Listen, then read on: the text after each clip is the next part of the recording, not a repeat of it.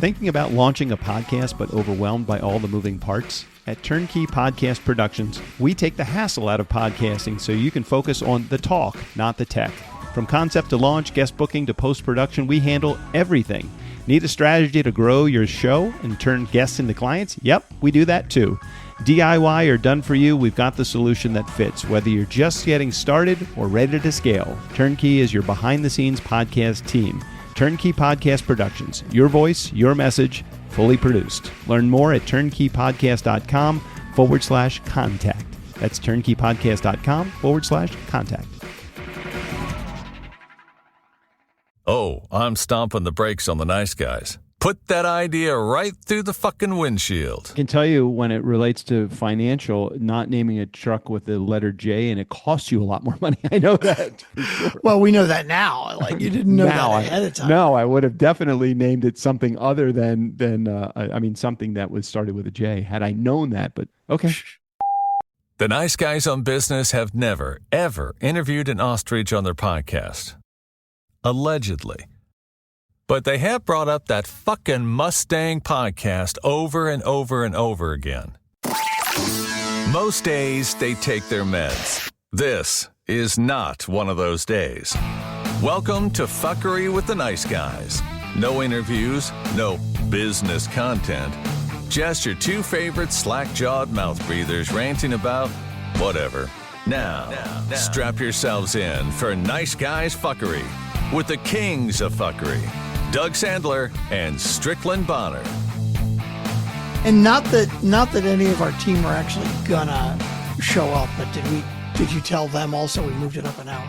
Yes, after you sent that email out, I reminded everybody we're canceling the team meeting today in lieu of that because we're going to record, and tomorrow is Thanksgiving. As of the recording of this, obviously it's after Thanksgiving as of the airing of this. A little bit hard to step into the time machine for a quick second. So yes, I don't think anybody from our team is actually going to show up today, just because I've given them so many confusing messages. Welcome back. My name is Strickland Bonner. On the other side of the microphone, Mr. Doug Sandler. Hey. So what we're talking about is we're recording a little early today because we are, of course, the day before Thanksgiving today. We don't want to record on Thanksgiving. The episode's coming out the day after Thanksgiving. Wow. But we normally have our team meeting today at what was going to be at this time, but then we moved the time. But what we did was we invited all of our team members to be like, hey, do you want to join in the fuckery? Because we know our listeners, our Funkin' fans, would love to hear from you all, since you're sort of the behind the scenes hidden people. And it just so happens a couple of them actually have podcasts. And I said, hey, just come on and promote your podcast. Sure, why not? Well, I don't think I don't think they're going to show up. Because then Doug went and changed the time again. Like, we changed the time once, and then Doug's like, can you do an hour earlier? And I'm like, yeah, sure. I had an appointment that was scheduled, someone that is talking about a partnership with Turnkey and some stuff, but he had to reschedule that for the middle of December as opposed to today at the time that it was scheduled. And so, and right now, two of my trucks are going to be out of the mechanic's garage today. So I wanted to see if I can maybe Allegedly will be out, or they actually will be out? See, I was there this morning for about an hour just seeing what still needed to be done. And I'm the guy that basically mops up the place when oil falls on the ground and all that other stuff, because I'm trying to pay off my bill ahead of time, which I can only imagine how much these fucking bills are going to be for these trucks. So I'm like, hey, do you need anybody to organize your nuts and bolts or anything like that? Because I don't know how to do anything. I mean, I can do stuff, but I'm not at the mechanics level. Mm-hmm. So he's always feeling sorry for me. So he's inviting me over there to help him with stuff.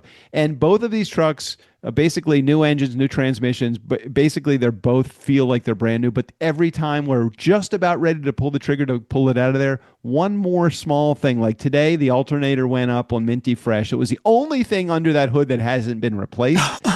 So figured that would go up. And then in the other one, the fuel pump went up this morning as they were starting it. So those are very minor things. It's probably $50 in parts between the fuel pump and maybe another $100 for the alternator. Mm-hmm. So I'm figuring that today is going to be today. And he said, these are going to be leaving my shop today.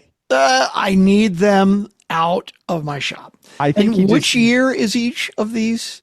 My Minty Fresh is a 1967 F250, and Kermit the Beast is a 1973 F350. So 67 and 73. Wow. Very old vehicles. Just about done. Yeah. Just about done. Yeah. Now Okay, well, that's exciting. They'll be sitting on the curb in front of my house for quite some time until I can pay the bank back. So instead of annoying your mechanic, they'll be annoying your neighbors now. Okay. Yeah, my neighbors have been very, very, very kind. So I must say that I don't think that my neighbors are going to be any issue. The trucks are very quiet, so it shouldn't be causing any trouble. Well, when they don't run, they don't make any noise, right? That is very true. Very true. How much noise does an inoperative truck actually make? The other question is, do I register them as non-operable, or do I well, Minty Fresh will be operable, but the other one hasn't been registered since 2009. Oh, geez. Wow. So the moment that I register it, it is back in there. It's not even in their motor vehicle system here in California. So the moment that I register it, I then have to start paying registration and insurance on both of those. So that is the question. How do I sell a car that is not registered nor insured? And if you're with the state of California, I will deny ever saying that. I don't live in California, actually. I will claim that I still live in Maryland, which is one of my maybe future things to do is to get that off of my, Fast Forward is in Maryland. So I don't know. I wish that we could figure out a way how to not have anything to do with California as it relates to taxes or franchise boards. I mean, I know we've had so many issues with accounting. So fucking complicated. And as soon as you tell them that your business is located, directly actually located in California, you got to pay like an $800 fee right up front. And then there's more crap on top of that. And Texas is the world's most friendly state when it comes to owning a business. It's like, oh yeah, thanks. Yeah, we got you checked off here. I'll see you guys later. Right. That's basically it. The only question they ask is, do you have a cowboy hat? That is the only thing you need to know. I had to buy one when I moved into the state. Yeah, exactly. Oh my gosh. Yes, that is that. And you have to make a trip to Buc-ee's. And I must tell you that I'm down to my last bag of Buc-ee's treats here. It's funny. I was actually just at Buc-ee's the other day, and I could have picked something up for you. I didn't think about it. Actually. Would you like more, or would you prefer not to have the temptation? Well, let me get through the last bag because when did I actually come to Austin? Was that October 5th weekend? Okay, so as of the airing of this, it'll be close to December. 2 months, and I've gone through 4 bags of Buc-ee's stuff, and it's a lot for me. It's a lot. It's a lot of sugar. It's a lot of processed food. It's not very good for you. So yeah, JJ is not happy whenever I have a Buc-ee's bag. It's right in my closet, right to the left of me. And I took it out because I don't know. Have you ever had the spicy Chex Mix? Yeah, I have. It's like fire Chex or whatever they call it. Anyway, I bought a small bag of that in my last trip out to the grocery store, and I threw it in the Buc-ee's bag with the only one beaver nuggets that's left over. And I left it on my easy chair right behind me in my office. And JJ came into my office and she saw it. She goes, "Oh, that's where you're keeping the snacks." See, I don't keep them in the pantry because number one, she won't eat them. But the second thing is she'll be all over me because of the horrible health hazards that the right. You can't even be adjacent to something that processed because it'll mess up the No, definitely not. So now, go ahead. You had an exciting weekend this past weekend. I did not. Have I not shared? I can't remember. Did we not? We talked about the DJ job coming up, but we haven't talked about the DJ job itself, have we? No, I want to hear the details. All right, where do I begin?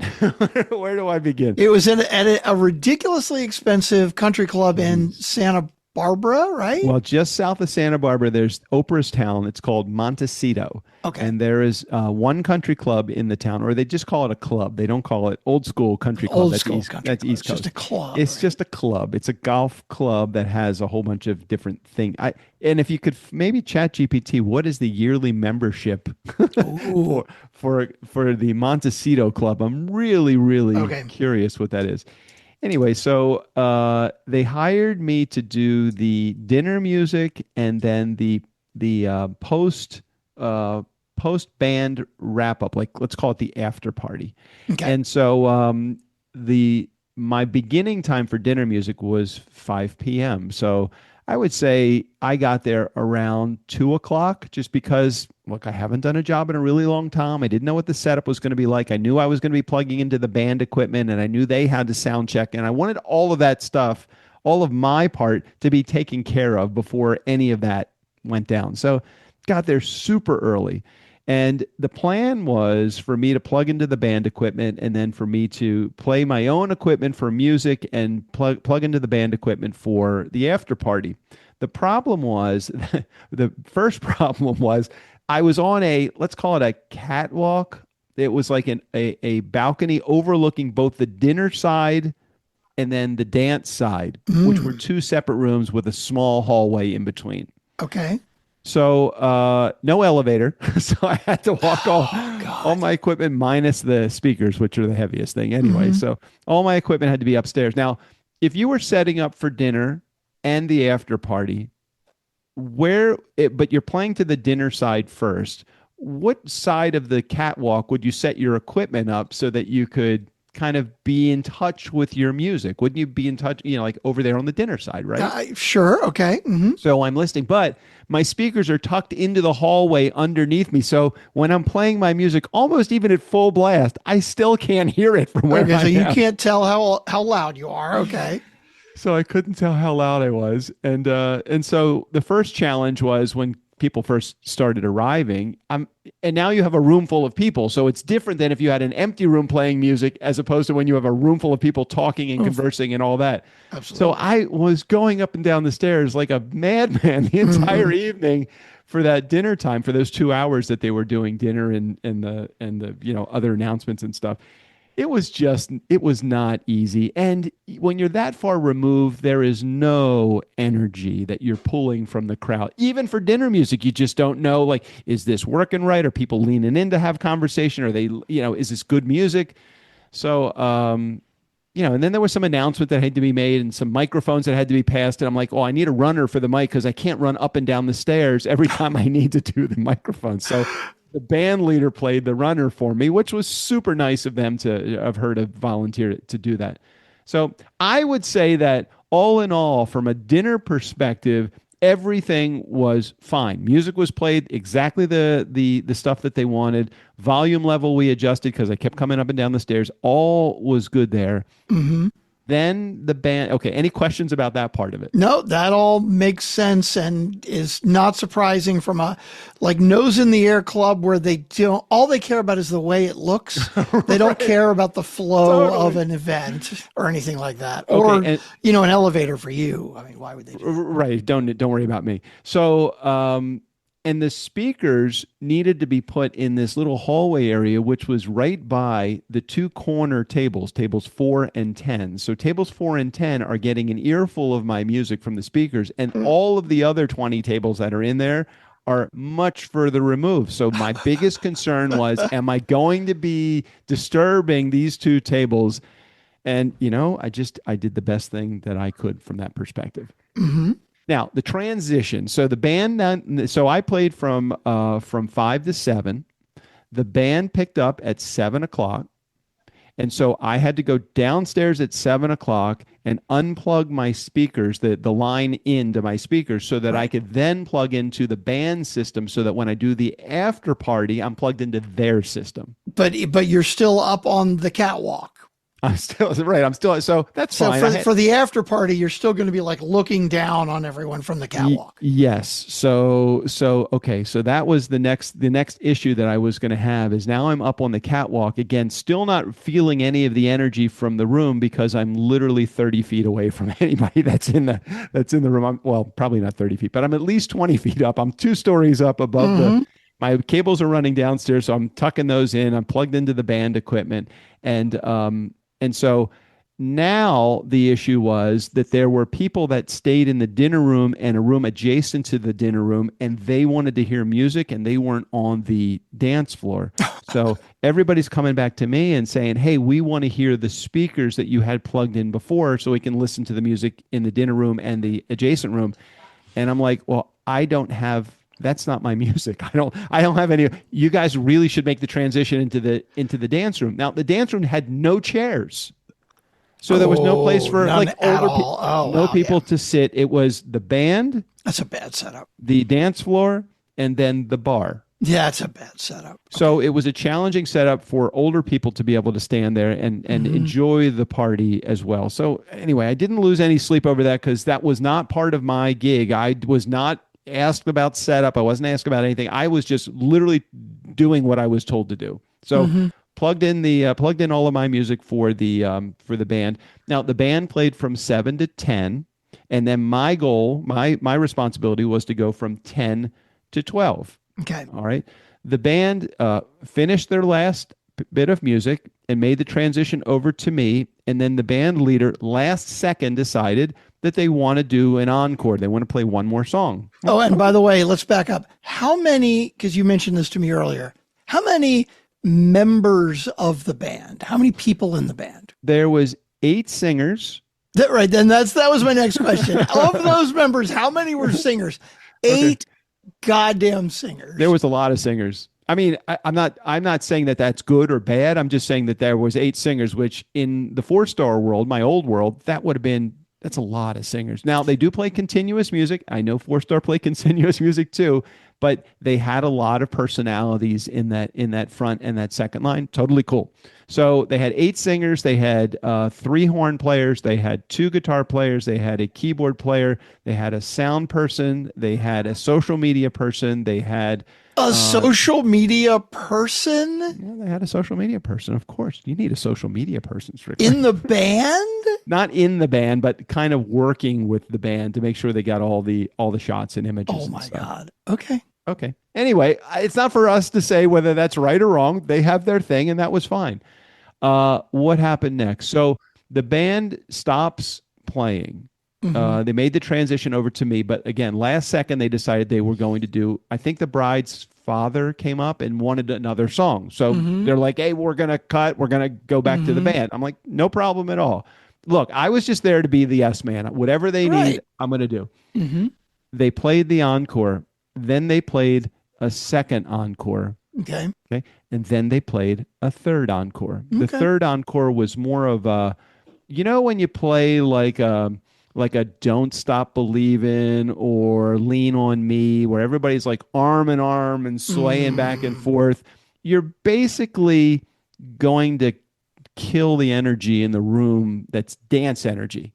Right. You're going to get more of a kumbaya moment where everybody's feeling good. And at the end of that third encore, it's like, oh, it's going to be really hard to bring the crowd back from this. Okay, I'm on the catwalk. I'm playing through the band, and they made the transition.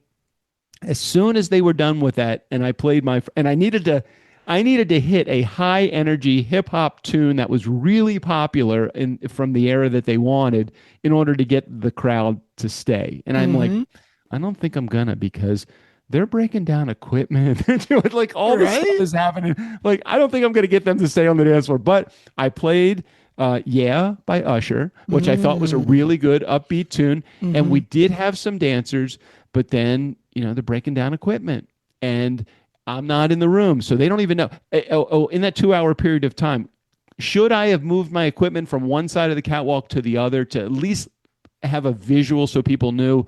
Like, I guess I could have, but I'm like, they don't see me anyway. It's going to be a little harder. I can just look over to see if people are dancing. I don't know. Anyway, I decided not to. And so the energy level really just faded almost immediately after that first song.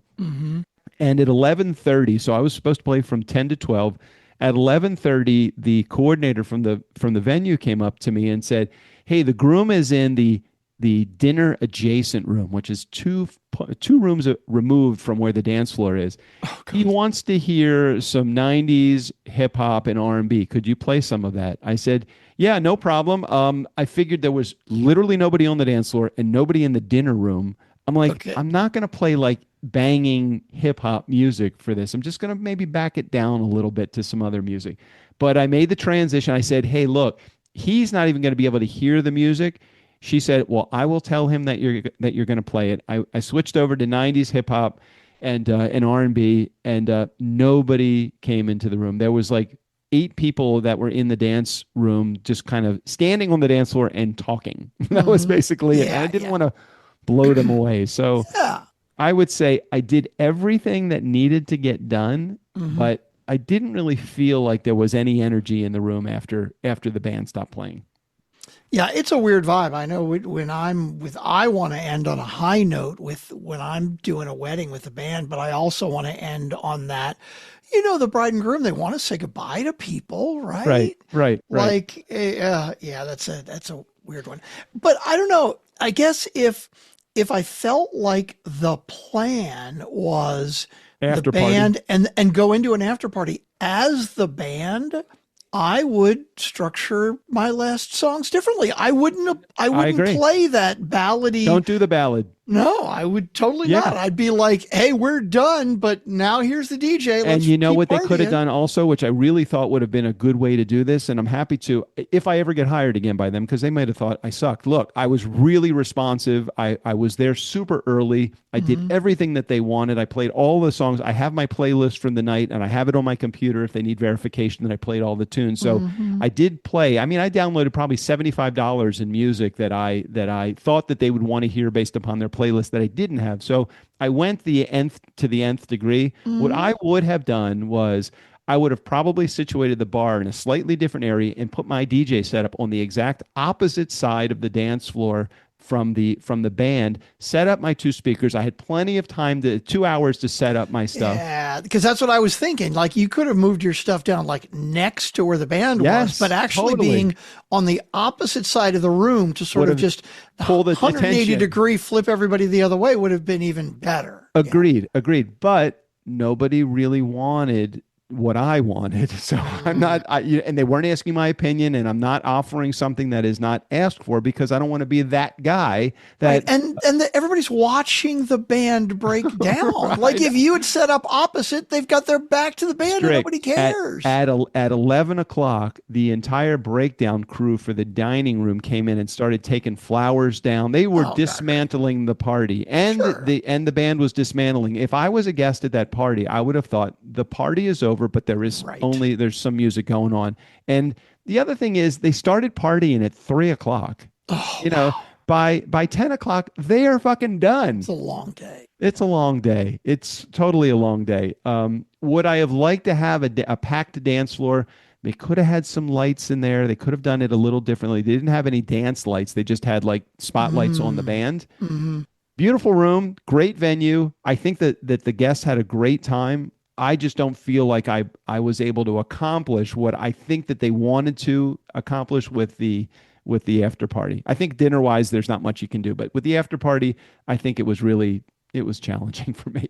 Understood. For a guy that likes to have a packed dance floor the entire time that he's there, because I really want to read the energy of the room and play what they want.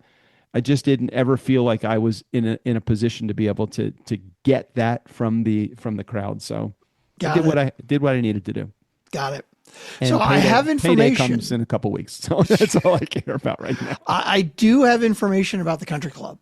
Oh, go ahead. I'm ready. And by the way, before I tell you the answer to this, I happened to also look up the 10 most expensive country clubs and golf clubs in 2024. Oh, Jesus. Okay. Okay. And this is in the world. Like, there's a lot, Okay. most of them are in the US, but there are a bunch of them in England Dubai. as well. Okay. Dubai. Okay. Right.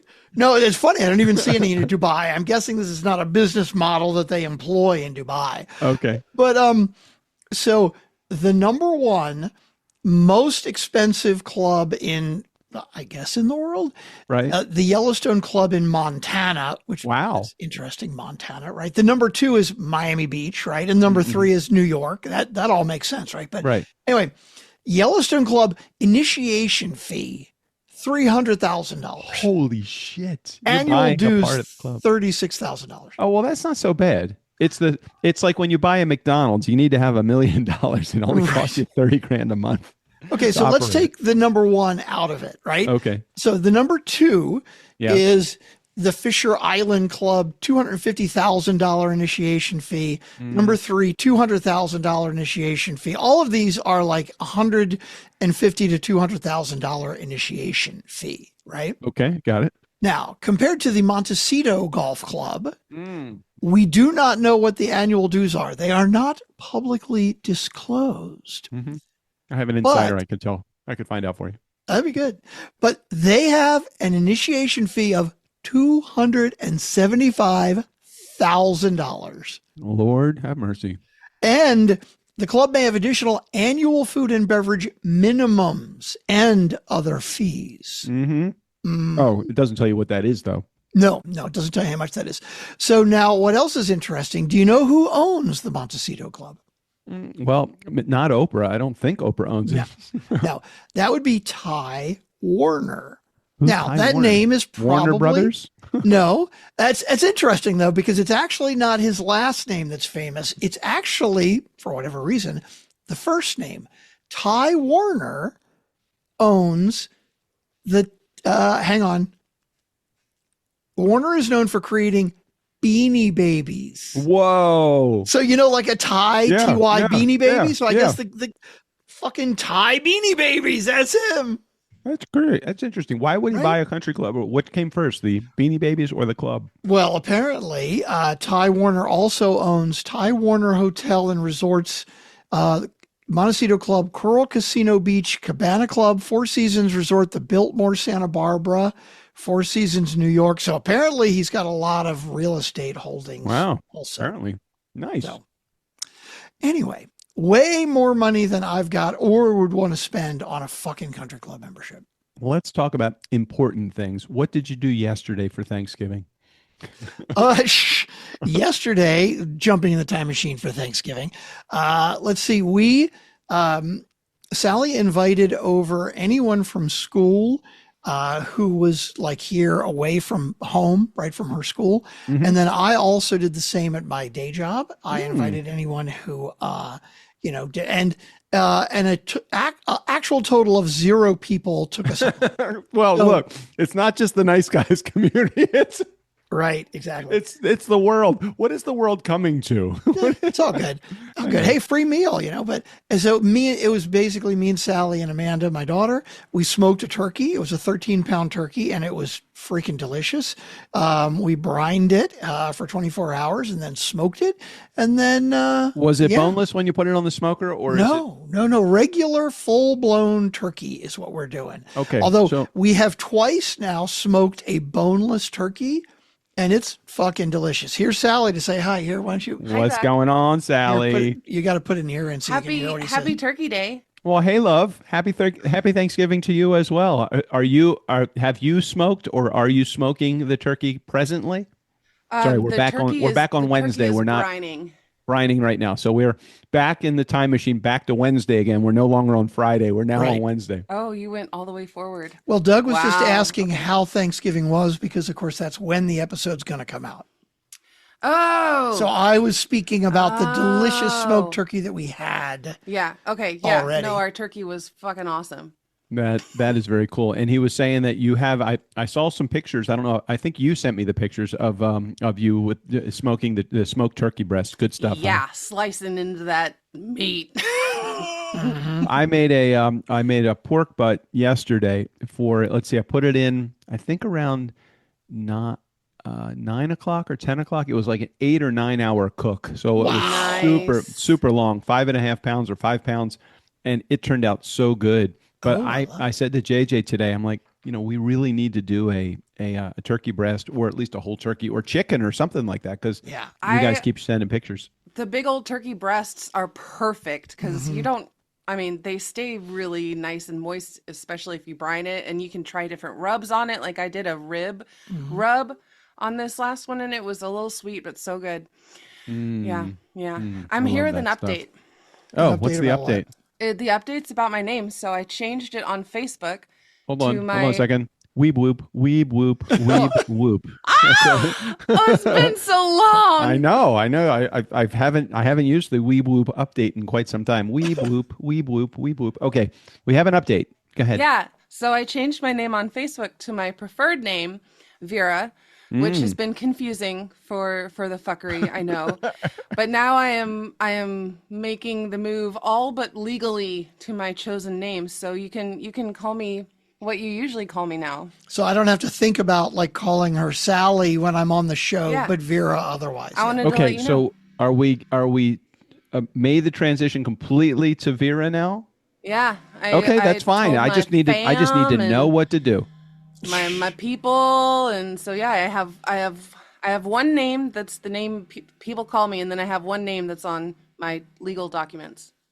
Okay, well, the legal document. So JJ is very similar. She has another name that is on her legal documents, and then she has JJ, and it's very challenging for her because when she goes on a trip somewhere where she has to take a passport, people Yeah. refer to her as her passport name, and she does not like that name to the point that she gets angry when somebody calls her that name. And I'm like, you can't get angry because it's what's on everything. So. Yeah. So it is one of those. I'm like, just legally change your name. Do what you need to do to change your name. And she's like, that's a lot of fucking work. It is. It's a lot of fucking work. And with this current administration, Yeah. you probably don't want to change your name, even for. Will they boot you out of the country or Even make you just go for back to personal a... reasons. Well, it's like if they're saying that you're not going to be able to get a passport if your legal name doesn't match your birth name, right? Or you won't be able to vote if it doesn't match Yeah, your birth they tried name. to do it with voting rights. If your name you use doesn't match your birth name, Well, like even if apparently- it's a legal name that you've changed it to. Apparently, we will not be needing to vote anymore. I think that's the next All right, thing. that's it. I'm out. Right. We don't have to talk about that. We haven't talked about politics in a very long time on the show, and I'm quite happy to say that. Yeah, because Yeah. it's such a fucking dumpster fire. It's not even worth it. I mean, who the hell knows what's happening? Very All true. right. Very Happy true. Thanksgiving, Doug. Happy Thanksgiving to you, Vera, and to your family as well. Bye. See you, babe. See ya. Okay. Nice. That was Yeah. good. Yeah, special I'm surprise excited. I'm guest getting hungry now thinking about my turkey tomorrow or that you've had yesterday. yesterday. Tomorrow. Today is tomorrow's yesterday or something. I got lots of leftovers today, I'm sure, though. Something like that. All right. What else is on your agenda to talk about? Because if nothing more, then I'm going to soon be going to my to collect my trucks. Well, my band rehearsals are going well. My new band. So tell me about that because I saw a photo, something about you. Yeah. Actually, you know what? Let's not even get into that yet because we don't even have a gig yet. But Okay. do you know what I'm doing this weekend? I'm sorry, next weekend, which means we'll have to change the recording date again. Let me think about this. Is it music related? It is music related. You're going to band camp. I'm going to rock and roll fantasy camp. Yeah. I'm not going to band camp like summer camp, like in Meatballs or whatever. American Pie, right? No, it's not like that. I'm going to rock and roll fantasy camp, but it's okay. It's a lot more expensive anyway. You've described this before, but for those that have not been listening, why don't you give somebody the 35,000 foot approach for what this looks like? So this is basically we have rock stars at fantasy camp who are going to teach us how to be rock stars, right? Well, you are a rock star in my brain, so that's It fine. is going to be Mark Farner from Grand Funk Railroad, Ooh, that's good. Felix Cavalieri from the Rascals, That's good. Jason Sheff from Chicago, Mm. and a Which couple one of of people. the 27 members of Chicago is he? Yeah, he was the second bass player who replaced Pete Cetera. Okay. All right. That's good. And members of Billy Joel's band. Yeah, I Liberty remember DeVito that. Yep. and Crystal Talafieri and the Billy Joel's keyboard player whose name I don't remember. And do you But- guys like pair off in threes or how do you?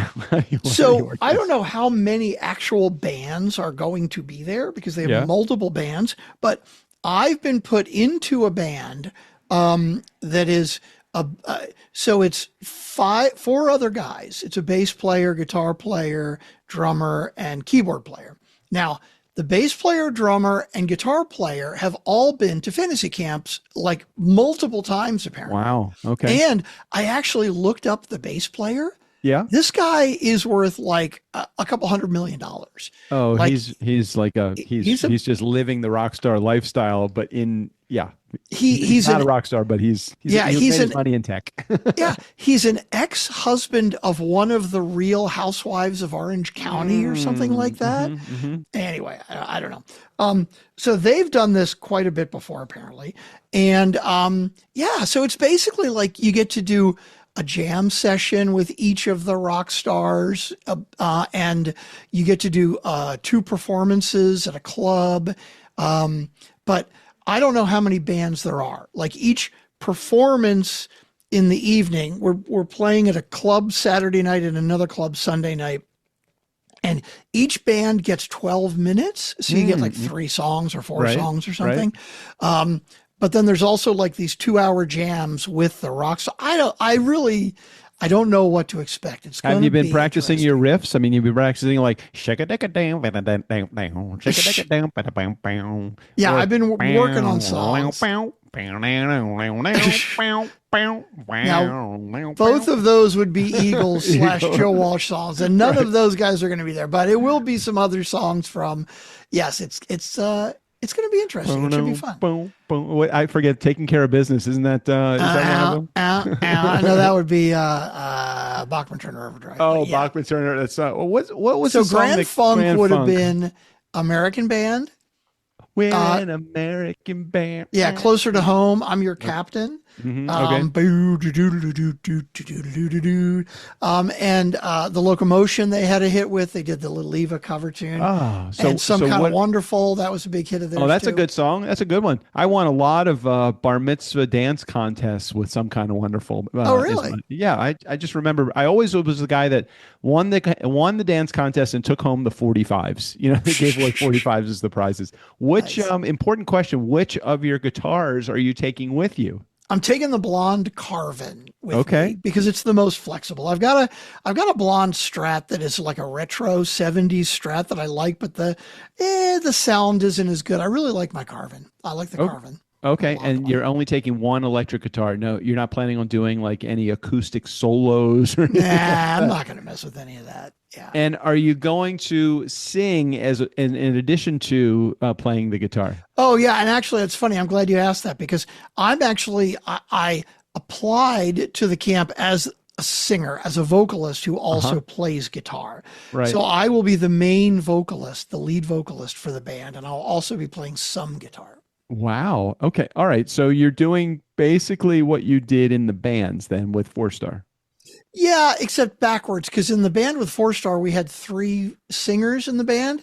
So I was mostly playing guitar and doing a little bit of singing.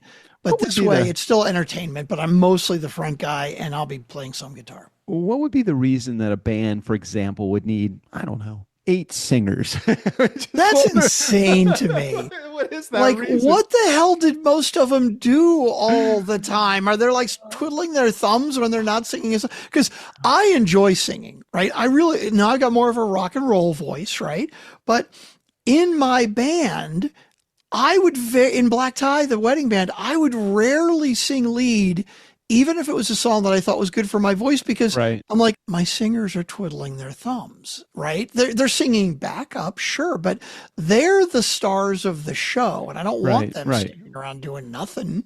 Yeah, I think that everybody, at least that I can recall, everybody took an active role of singing lead for something. Like they had one guy that was there that was, he was like a Vegas singer. He was doing all the like Cool in the Gang black guy, really soulful voice, really, really talented. Like a Prince Havely type, it sounds. Yeah, exactly. Could sing everything from show tunes to Motown to whatever. And he did a really good job. So I thought that he was going to be like the shining star. And then there's this other guy that was really good with songs like Harry Connick Jr. style, Frank Sinatra style songs. And then there was a girl that was in the lead, young, probably in her early 20s, that could sing her ass off. I mean, she was really good. Those 3, I think, were predominantly the lead singers, but everybody else took a role. Even some of those backline singers came forward to sing lead for a few songs. So I don't. Interesting. It's just not what I grew up with. It's not the formula that I had learned from being a part of the agency in DC and watching these great bands. I mean, what was the typical count, minus having an additional horn section that some people could hire, what was the typical people count in a band that went? 6 to 8 band members, yeah. Total. So you got your drummer, you have a keyboard player, you probably have a lead guitar, you might have a bass player. And it's usually 2 or 3 singers. And sometimes there's a permanent horn or 2, yeah. Yeah, well, I guess 12 is their number here in California.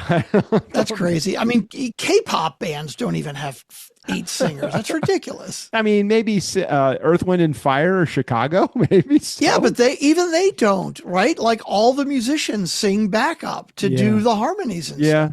Yeah. Tower of Power. I mean, I don't really know. I'm just thinking it was just a lot of people. It was a lot of people to be in there. I mean, I guess that's, another good way to be able to get your fees up there pretty high. I guess so. I don't know. So.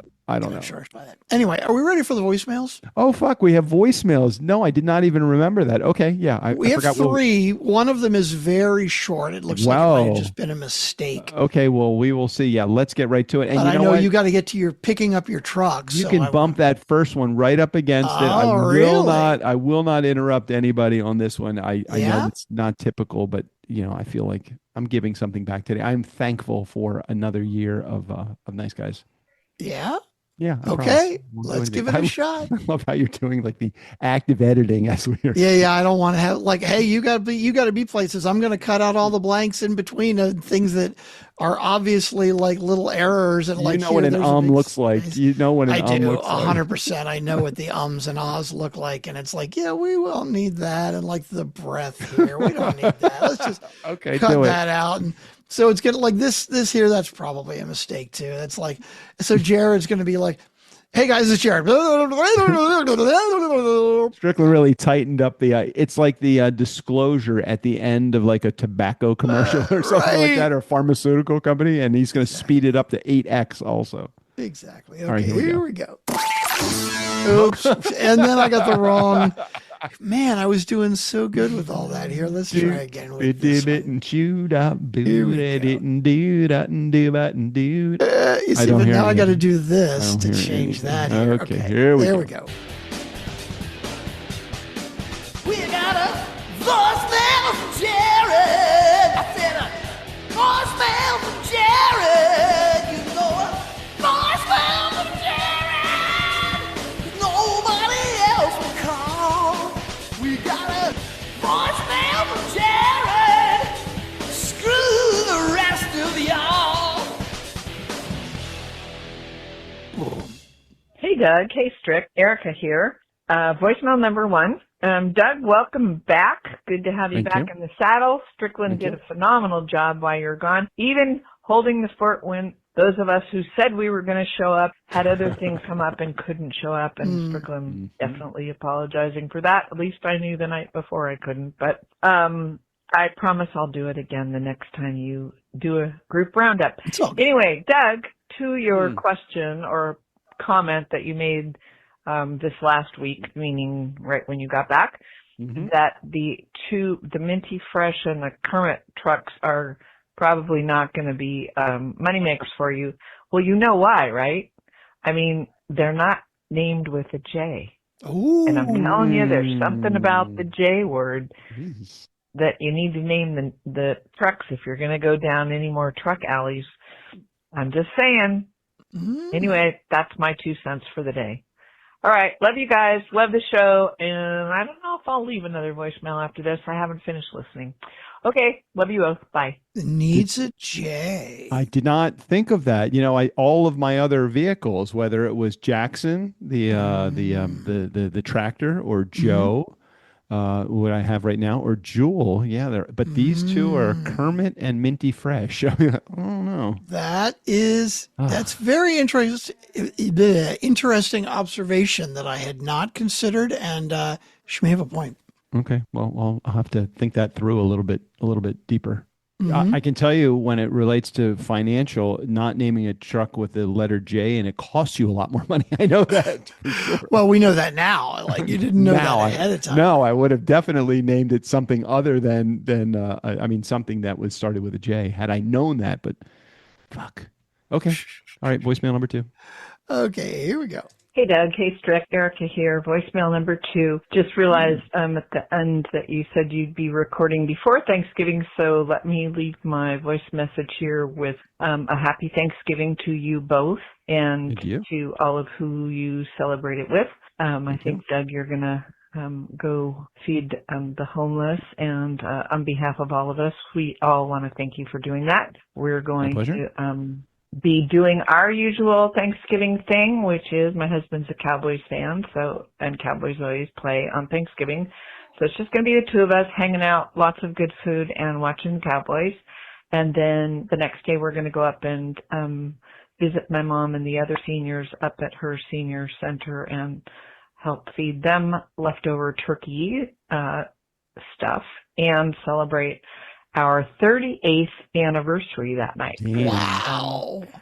We got married the day after, the Saturday after Thanksgiving, 38 years ago, believe it or not. Wow, that's Anyway, crazy. that's our plans, and I wish you both a great Thanksgiving. And Strickland, I hope you and Vera, Sally smoke a wonderful turkey and all the stuffings, and everybody be safe, be well, and let's all give thanks for each other. Okay, love you guys, and I'm thankful for both of you. Bye. Okay, we have one more voicemail. Doug, Strickland, Just- Pumpkin fan. Just go ahead. Happy Thanksgiving. That's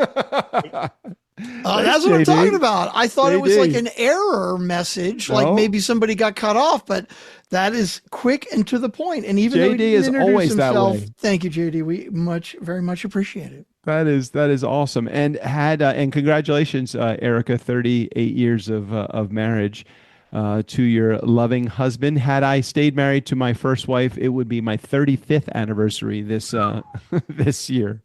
That's a lot. But of course, we know that did not work out. So much so I had to knock out a second one too in the process too. Anyhow, when are you actually when you're getting married? When? Christmas. That's right. And who is attending that in New Mexico? Amanda and my mom and her family, but that's it. That's just what I gonna thought. be I was casual. having a conversation with JJ today about that. I said, I think that Strickland's getting married in December, and I think that he is including his daughter, the rest of his family, his mom. And I think that's it. I don't, and of course Vera's family as well. But I did not remember exactly. And then you're doing a party in like May or something like that, right? Yeah, it might be July now, but it's going to be sometime in the fine. summer. We're trying to figure out when. Yeah. The question is going to be, though, more importantly, is it going to be before or after you and I go on whatever cruise that we're going to go on? Yeah, you are definitely down with that now. Yes, That's what I'm it was talking the about. best You're all idea. about It was a great idea because you know what? I've held back on my cruise fix because JJ doesn't like cruising at all. And it was her brilliant idea. It wasn't even my idea because if I had presented it, it would be like, what, you're going away and you're not taking me? I'm like, but no, you shared this idea. It was a great one. And I'm sure that Strickland will embrace this. And we've got plans and we are going to have a blast eating and drinking and just enjoying ourselves. That would be so cool. I'm going to start looking for because I'm trying to think of my schedule coming up because of the spring break. You know what? Because I could find a cruise that goes out of LA, right? Yeah. And then we could just drive from your place. Yeah, 100%. And like maybe a long weekend one or something. Yeah, like a 5-day, maybe even a 7 or 10 day. That's fine. That's fine too. I don't really care. I just love it. I'm excited about it because I really like cruising, and and I kind of just stunted that thought process because she doesn't like cruising at all.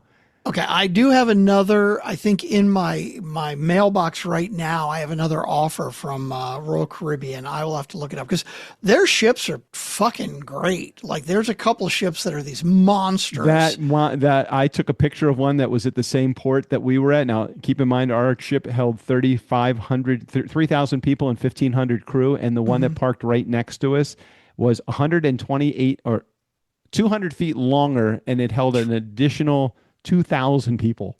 Yeah. The Oasis class, which is the last one that Vera and I did, it can hold up to like 5,500 guests or something. Did it have It's that crazy. top level with the bucket on it, and you can sit in the bucket and it takes you up another 100 feet? Did you No, see it that? didn't have that one, but it had a lot of other cool little extras and Yeah, those are cool things. I'll Yeah. look it up and I'll find if you want to find the bucket one, I'll see if I can find us a cruise on that bucket one. Nice. Well, Nice Guy community, thank you for giving us enough. We are thankful. Strickland and I are, I'm not going to speak for Strickland, but I will speak for myself and he can chime in here. We are thankful for having you in our audience, silent or loud. We enjoy having you here yet another year. Love it. That's it. Are we done? We're wrapping it up. You're going to take your truck? Go get your Yeah, truck? I'm going to go get the truck. Steve O'Brien, take us out of here. For the Nice Guys on Business, I'm Steve O'Brien. Fill up your week with the Nice Guys. Well, there's always money in the banana stand.